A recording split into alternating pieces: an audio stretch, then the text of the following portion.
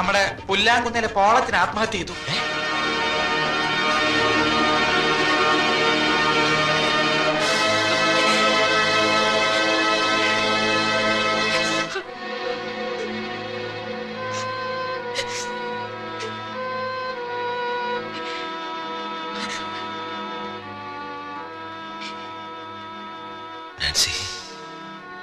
എന്റെ പോളച്ചന്റെ ദേഹത്ത് ഒരു നുള്ളു മണ്ണ് വീഴിക്കില്ലെന്ന് പറഞ്ഞിട്ടിപ്പോ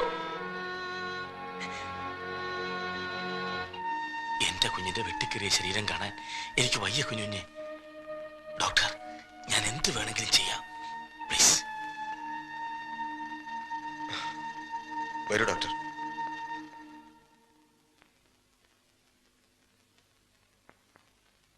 സാന്ദ്ര, ഒരു ഫ്ലൈറ്റ് ടിക്കറ്റിന്റെ കാര്യം സാന്ദ്ര ട്രാവൽ ഏജൻസിയെ വിളിച്ച് പറഞ്ഞിരുന്നില്ലേ? അത് കൺഫേംഡ് ആയി. അവരിപ്പോ വിളിച്ചിരുന്നു. ആ, നല്ലത്. ഓടി ഒളിക്കാൻ സേഫായ ഇടങ്ങളുള്ളവരൊക്കെ പൊയ്ക്കോളൂ. ഞാൻ ഇവിടെ പോയി വിളിക്കാൻ. എന്തിനായിരുന്നു ഇതൊക്കെ? ആർക്ക് വേണ്ടി? സാന്ദ്ര, നീയെങ്കിലും എന്നെ ഒന്ന് വിശ്വസിക്കേ. അറിഞ്ഞുകൊണ്ട് ഞാൻ ഇന്ന് വരെ ആരെയും വേദനിപ്പിച്ചിട്ടില്ല. ഇങ്ങനെയൊക്കെ സംഭവിച്ചു പോയി. പാവൻ നാൻസി, കഴുത്തിൽ മിന്നു കെട്ടിയവൻ നഷ്ടപ്പെടുമ്പോഴുണ്ടാകുന്ന വേദന അതൊരു പെണ്ണിനെ മനസ്സിലാവും. ഇല്ല, എനിക്കൊന്നും മനസ്സിലാവില്ല. ഞാൻ എല്ലാവരെയും ചതിക്കുകയായിരുന്നു. എന്റെ അമ്മച്ചിയെ, കൂടപ്പറപ്പുകളെ, നാൻസിയെ, എല്ലാവരെയും. അറിഞ്ഞോ അറിയാതെയും തെറ്റുകൾ മാത്രമേ ഞാൻ ചെയ്തിട്ടുള്ളൂ. പോളച്ചന്റെ ദേഹത്ത് ഒരു തുള്ളി മണ്ണ് വീഴില്ല എന്ന് ഞാൻ നാൻസിക്ക് വാക്കുകൊടുത്തു. അവൻ ആത്മഹത്യയും എന്ന് കരുതാതിരുന്നത് എന്റെ തെറ്റ്. നിന്റെ അനിയത്തെ മുഹമ്മദ് അലിന്ന് രക്ഷിച്ച് മാറ്റി താമസിപ്പിച്ചു. എന്റെ തെറ്റ്. അവളെ അവന്റെ മുമ്പിലേക്ക് വലിച്ചിട്ട് കൊടുത്തിരുന്നെങ്കിൽ അവൻ നിന്നെ അന്വേഷിച്ച് ഇവിടെ വരില്ലായിരുന്നു. എന്റെ അമ്മച്ചിയും മങ്ങന്മാരൊന്നും അറിയില്ലായിരുന്നു. എന്റെ തെറ്റ്. സണ്ണിച്ചനെ ഞാൻ കുറ്റപ്പെടുത്തുകയില്ല. വേദന കൊണ്ട് പറഞ്ഞു പോയത്. ഒന്നിലും വേദനിക്കാത്ത കരിങ്കല്ല് കൊണ്ടുള്ള മനുഷ്യനാണല്ലോ ഞാൻ. എനിക്കറിയാം, സണ്ണിച്ചനെ ഞാൻ മനസ്സിലാക്കിയ പോലെ ആരും മനസ്സിലാക്കിയിട്ടില്ല. അതെ, അതുകൊണ്ടാണല്ലോ ഈ നേരത്ത് പോകാൻ ഒരുങ്ങുന്നത്. പോകണം സണ്ണിച്ച, പോയേ തീരൂ. പക്ഷേ എനിക്കൊരിക്കലും സണ്ണിച്ചനെ മറക്കാൻ കഴിയില്ല. വഴി പിഴച്ചവളെങ്കിലും ഞാനും ഒരു പെണ്ണാണെന്ന് ആദ്യമായി തോന്നി തുടങ്ങിയത് സണ്ണിച്ചനിൽ നിന്ന്. ഒരിക്കലും മറക്കാതിരിക്കാൻ സണ്ണിച്ച എനിക്ക് ഒത്തിരി ഓർമ്മകൾ തന്നിട്ടുണ്ടല്ലോ. മിന്നുകെട്ട്, ഒന്നാം വിരുന്ന്, പിന്നെ എനിക്ക് മാത്രമായ ഒരു കുഞ്ഞ്. ആ കുഞ്ഞിനെ ഞാൻ വളർത്തും. അവൻ വളർന്ന് വലുതാവുമ്പോ അമ്മ അഭിനയിച്ച നാടകത്തിന്റെ കഥ മുഴുവൻ പറഞ്ഞു കൊടുക്കും. ഒരു വിശുദ്ധ പുണ്യാളച്ചന്റെ സ്ഥാനമായിരിക്കും അവന്റെ മനസ്സിൽ സണ്ണിച്ചിനുള്ളത്.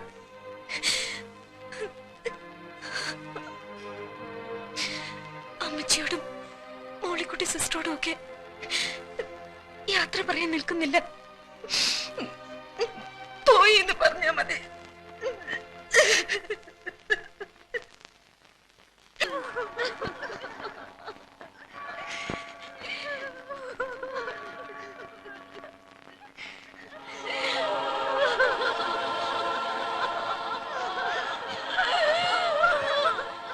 വേണ്ടാച്ചോ, ഞങ്ങൾ സമ്മതിക്കില്ല. ആത്മഹത്യ ചെയ്തവർക്ക് തിരുക്കർമ്മങ്ങൾ കൊടുക്കാനും അവരെ സിമത്തേരിൽ അടക്കം ചെയ്യാനും നമ്മുടെ സഭാ നിയമത്തിൽ പറഞ്ഞിട്ടില്ല. അങ്ങനെയുള്ളവരെ അടക്കാൻ തെമ്മാടി പറമ്പുണ്ട്. പ്രശ്നങ്ങൾ ഉണ്ടാക്കണോ? മുമ്പ് ഹൃദയസ്തംഭനം വന്ന് എന്റെ മടി കിടന്ന് മരിച്ച പാലോമുറ്റത്ത് ഇട്ടിച്ചന്റെ ശവം ഈ പള്ളിപ്പറമ്പിൽ എല്ലാവരുടെയും മുമ്പിൽ വെച്ച് വിലപേശിയത് ഞങ്ങൾ ആരും മറന്നിട്ടില്ല അച്ചോ. ഈ ശവം ഇവിടെ അടക്കാൻ ഞങ്ങൾ സമ്മതിക്കില്ല. വേണ്ട പൈലി, വേണ്ട. അവനെ പള്ളിപ്പറമ്പിൽ അടക്കട്ടെ. അവൻ തൂങ്ങി മരിച്ചതല്ല, അവനെ കർത്താവ് വിളിച്ച. വേണ്ട, അതിന് നിന്റെ ശുപാർശ എനിക്ക് വേണ്ട. എന്റെ മോനെ തമ്മാടിപ്പറമ്പിൽ അടക്കിന് വന്നാലും ഞാൻ അടക്കും. പക്ഷെ നിന്റെ അവതാരം കൊണ്ട് അവനെ പള്ളിപ്പറമ്പിൽ അടക്കട്ടടാ. ഇത്രയൊക്കെ ആയിട്ടും താൻ പഠിച്ചില്ല അല്ലേ?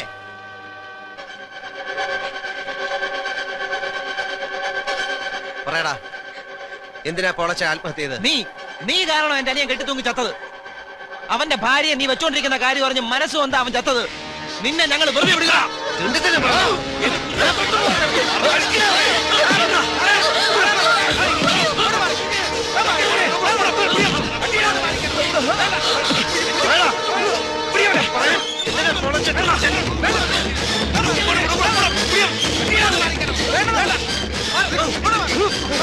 അടുത്തുവരെ കൊന്നാണല്ലോ.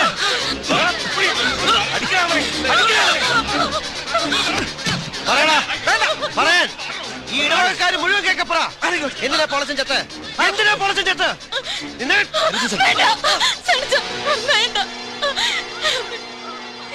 ഇത് ഞാൻ നാൻസിയെ കടന്നു പിടിക്കുന്ന കണ്ട് പെണ്ണും കൊണ്ട് പൊളിച്ച് തൂങ്ങിച്ചെത്തത്.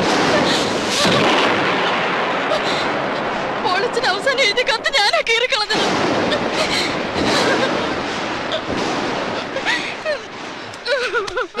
സത്യമാണോടാ? ഇവിടെ പറഞ്ഞ സത്യമാണോന്ന്? അമ്മയെ പെങ്ങളെ തിരിച്ചറിയാൻ മേലാത്ത തെണ്ടി പൊയ്ക്കോ. എനിക്കെങ്കിലും മകനില്ല. എന്റെ കർത്താവായ ദൈവം തമ്പുരാനെ, മാറാരോഗം തന്നോ എന്തെങ്കിലും അപകടത്തിൽപ്പെടുത്തിയോ എന്നെ കൂടി അങ്ങ് വിളിക്കാൻ മേലെ. അന്ത്യവിധിക്കുമ്പോ എന്നെ കൂടെ വിളിക്കണേ പിതാവേ.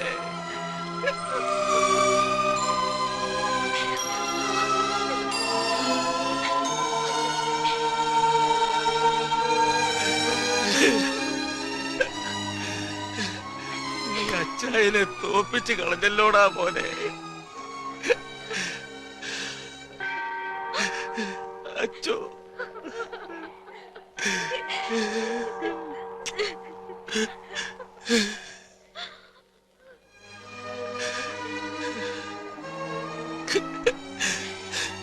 സണ്ണിച്ച, നിന്റെ അപ്പച്ചനോട് ചെയ്തതിനല്ല കർത്താവ് എന്നെ ശിക്ഷിച്ചു. ഈ പാപ്പച്ചായനോട് മക്കള് പൊറുക്കണം.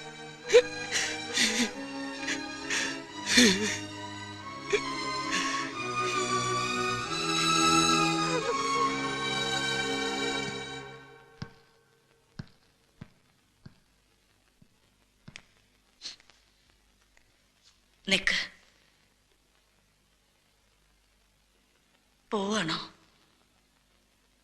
എന്റെ മോ സണ്ണിച്ചൻ നിന്റെ കഴുത്തിൽ മിന്നു കെട്ടിയ നേരമാ ഞാൻ നിന്നെ ആദ്യമായിട്ട് കണ്ടത്. അവനും നീയും ഒക്കെ പറഞ്ഞത് ഈ പാവം ഞാൻ വിശ്വസിച്ചു. അമ്മച്ചി, ഞാൻ ഇതിനൊന്നും അർഹതപ്പെട്ടവളല്ല. ഞാൻ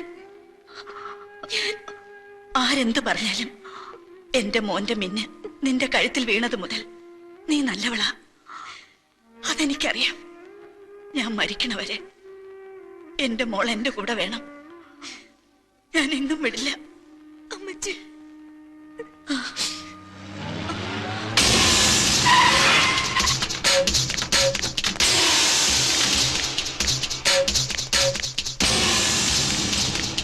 എന്റെ പണവും പിടുങ്ങി എന്നെ ജയിലിലാക്കിയിട്ട് നീ ഇവിടെ വന്ന് സൂയിക്കാണല്ലേ?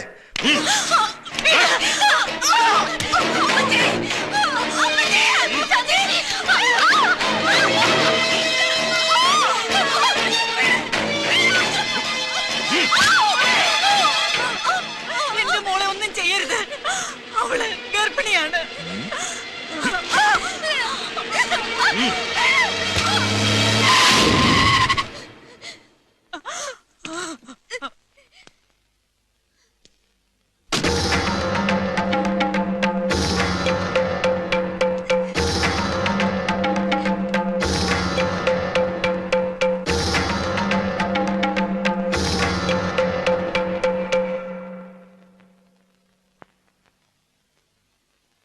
മുഹമ്മദ് അലി, നിനക്ക് എന്താ വേണ്ടത്?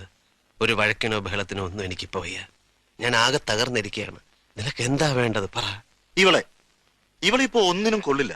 എന്നാലും ഇവളെ ഞാൻ കൊണ്ടുപോകാം നിന്നെ സിംഗപ്പൂർ വരുത്താൻ. ഞാൻ ഇനി അങ്ങോട്ടില്ല. നിനക്ക് പണമല്ലേ വേണ്ടത്? എത്ര വേണമെങ്കിലും ഞാൻ തരാം.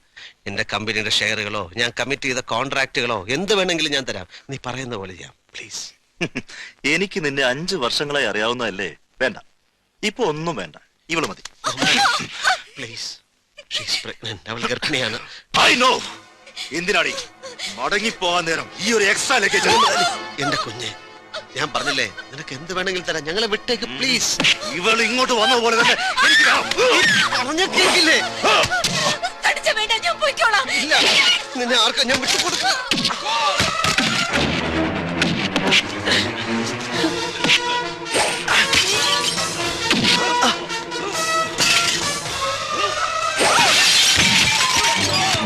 സണ്ണി, മുഹമ്മദ് അലി, ഞാൻ പറയുന്നേക്ക് പ്ലീസ് നീ പോ.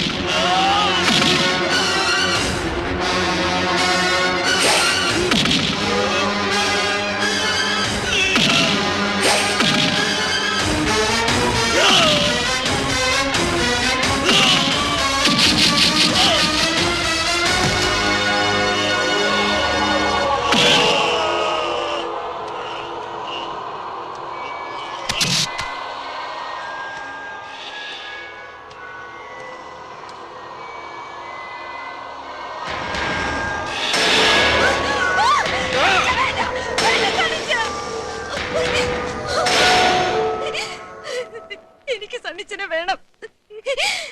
നമ്മുടെ കുഞ്ഞിന് സണ്ണിച്ചനെ വേണം. അമ്മച്ചിക്കും ഇവിടെ എല്ലാവർക്കും സണ്ണിച്ചനെ വേണം. അരുത് സണ്ണിച്ച, അരുത് പ്ലീസ്.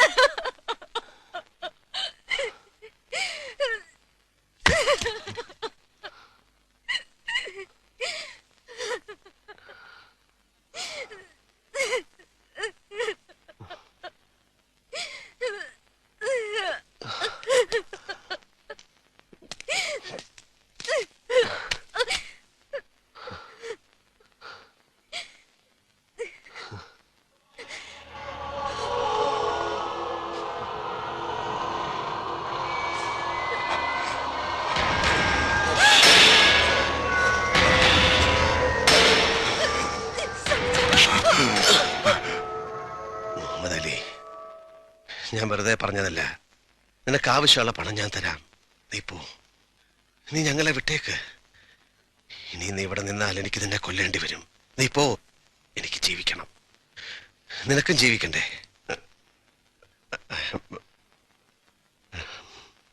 സോറി, ഞാൻ അന്നും ഇന്നും നിന്നെ ഒരു ബ്രദറിനെ പോലെ വിചാരിച്ചിട്ടുള്ളൂ. പ്ലീസ് നീ പോ. ഞങ്ങളൊന്ന് ജീവിച്ചോട്ടെ.